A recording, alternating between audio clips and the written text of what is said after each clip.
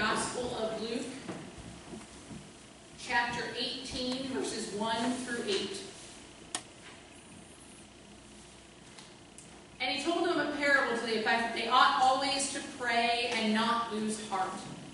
He said, in a certain city there was a judge who neither feared God nor regarded man. And there was a widow in that city who kept coming to him and saying, "Vindicate me against my adversary."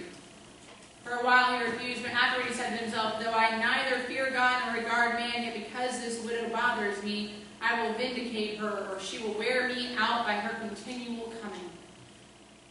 And the Lord said, "Hear what the unrighteous judge says.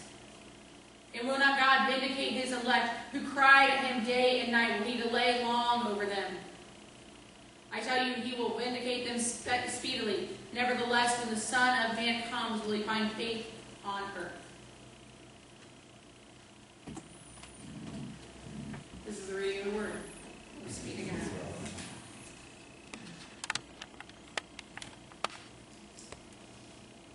That's the question we ask, isn't it?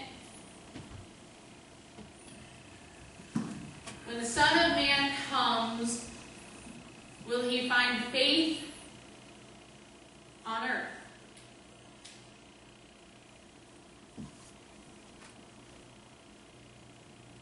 Will he find our faith? Because faith is a personal thing. We accept that. Oh, golly gracious, this is going to kill me.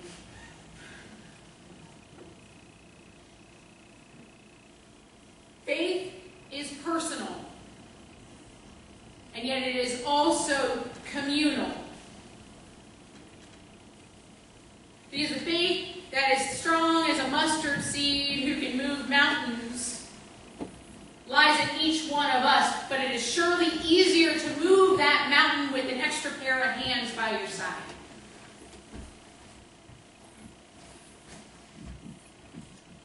Faith is lonely when we do it alone. I had a really good friend in college who used to ask, "Why do you go to church? We're in college." And I admit I didn't go every Sunday.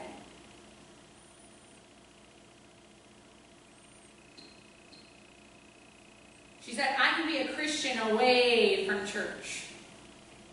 Yes, you can.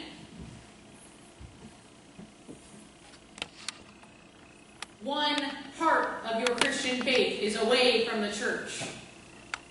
The part where you can study on your own and meditate and pray. But it gets really lonely, and then what do you do when you have to do actions in faith? It's a little hard to do it by yourself. They always say 2 heads are better than 1. 2 sets of hands are better than 1. 3 sets of hands make, many hands make lighter work. There we go, that's that idiom.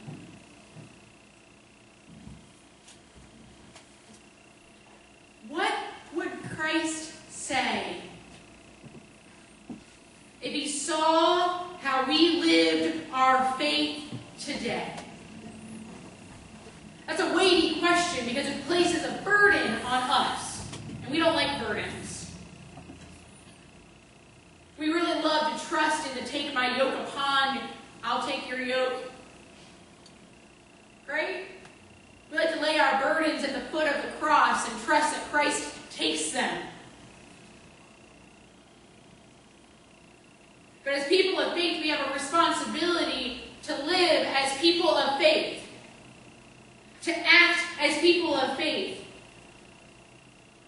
to show what's in our heart in all that we say and do and are.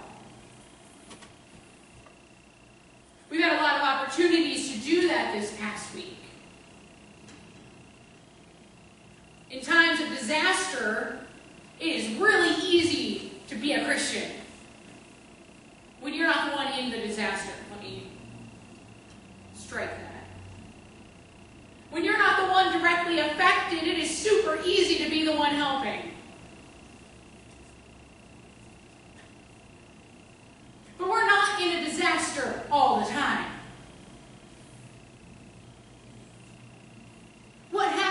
it's off the national news? What happens when our local news says, the waters have receded past the flood line, we're good?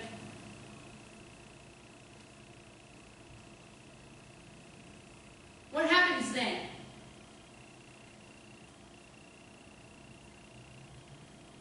Are we tenacious like this widow? Because that's what she is. She's like a dog with a bone and won't let go. Isn't that what the judge likens her to?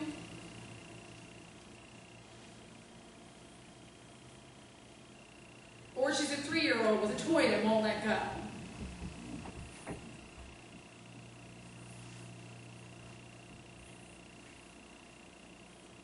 It's easier for us, I think, sometimes to put our faith in a nice Sunday box. Tie it up with a bow. I carry my Bible into church. Here I am. Although, because we put the words on the screen, you don't even need to do that. And some smart person put Bibles in the pews. So we could all follow along and study along at the same rate and pace.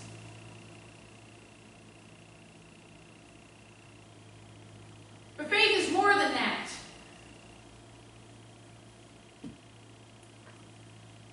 Faith is not just the belief in God. It is taking that belief and transforming that belief into action. And those actions do not end when the lights go out or when the spotlight is off.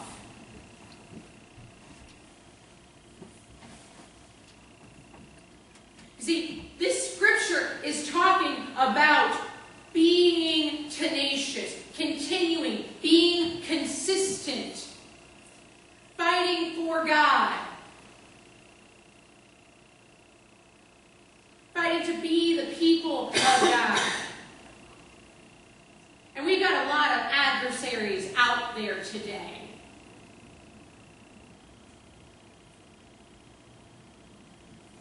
A recent biblical scholar, religious leader had said that we've got a war against the secularism in our nation. It's hard to be a Christian right now. Because it feels as if what we say or how we enact it is not somebody else's version of Christianity. And so we're automatically wrong. It feels good to be wrong sometimes.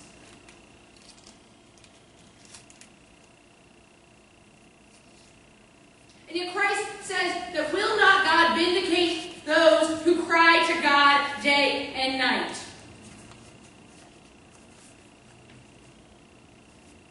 How many of us cry to God day and night? And pray to God day and night that the things in this world that are challenging us or challenging us as people of faith will go away.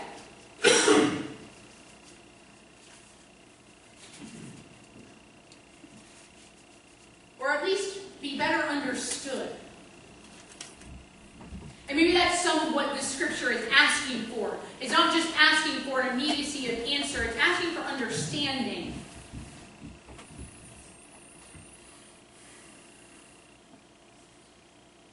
There's a wonderful story of a little boy who was being bullied every single day as he was heading to school. He would pass by this certain point of the fence, and out would come the bully and say, "I want your lunch money." I don't know who told it originally or whatsoever. This boy, every single day, would end up giving away his lunch money, and finally got tired of it, and he went to an adult and he asked for help. And he said, "What do I do? How do I fight this bully?"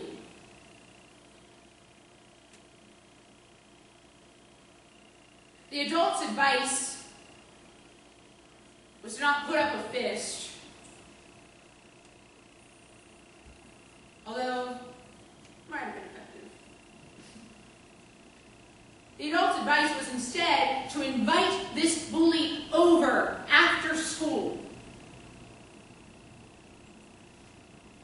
pizza and played video games.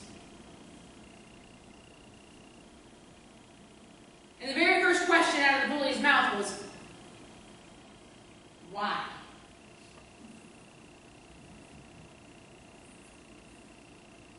But the little boy was persistent, and the bully came over. And he found out and he learned more of the bully's story, and so he came to understand why this little guy was bullying him anyways. And eventually, of course, they become friends, and life is honky-dory. And we have the happy ending. Right? We love happy endings. And even this has a happy ending. The widow gets what she wants.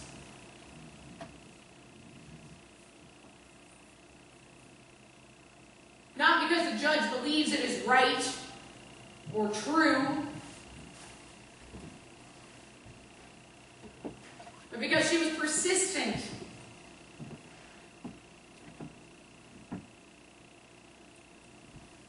Sometimes, to be a faithful person, we must be persistent. We must show our faith even when it is difficult. We must not back down.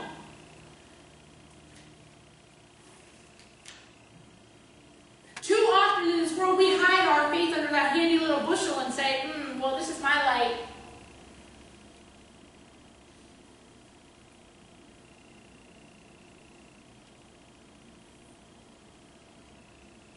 Because taking the bushel off is frightening. When we're facing our adversaries, or people who do not believe the way we do, or if we do not have an instantaneous defense, if we can't pull out the handy-dandy little scripture that says, well, this is what I believe, and this is where it comes from, bam. Because you all know that self-righteous person who does that.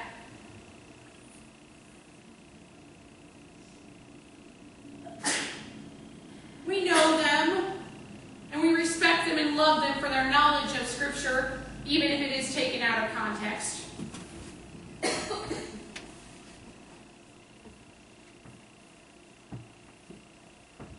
But we too often, when faced with something like that, back down because we don't have the words to say, we don't have the knowledge, we don't have something. And so we hide our faith. We hide the reality of who we are and what we believe because we then diminish ourselves in that capacity for some strange reason. That's the world we live in, and we accept that. We accept that that's just the way it is. Well, I don't want to offend them. Well, too bad. I'm pretty sure that Jesus went around saying, I don't want to offend you, but let me turn over some tables here at the temple because what you're doing is blasphemous.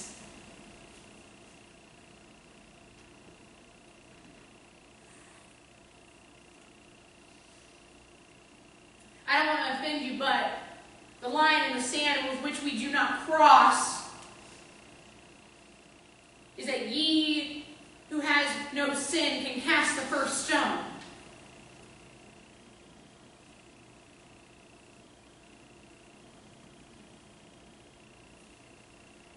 I don't want to offend you, but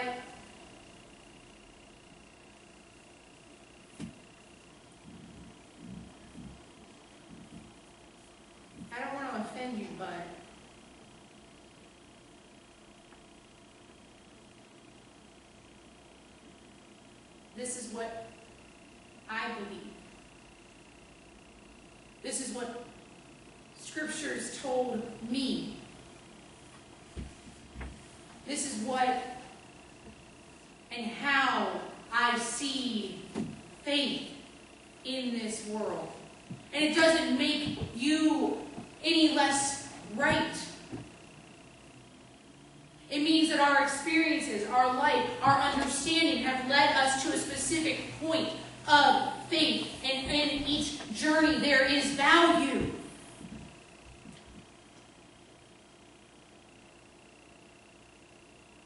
Why can't we say that?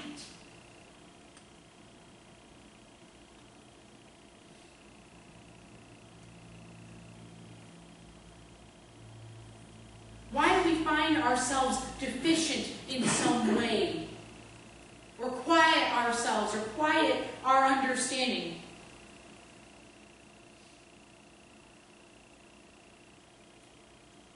Because it's really good and wonderful to have faith in your heart, like the kids said. And accept Christ into your heart.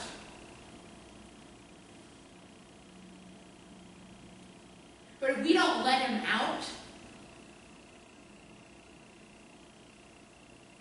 in all his glory and complexity,